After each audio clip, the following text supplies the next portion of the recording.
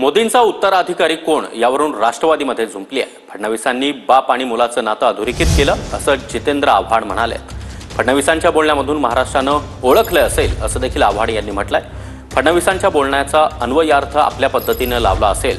मेटकरी यांनी जितेंद्र आव्हाड यांच्या वक्तव्यावर ही प्रतिक्रिया दिलेली आहे। अजित पवारांवर टीका करण्यात तुतारी गट अग्रेसर असल्याचं देखील अमोल मेटकरी म्हणाले।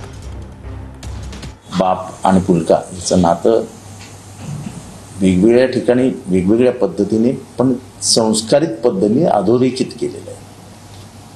त्याच्यावरती अजून काय बोलायचं। देवेंद्र भाऊंचं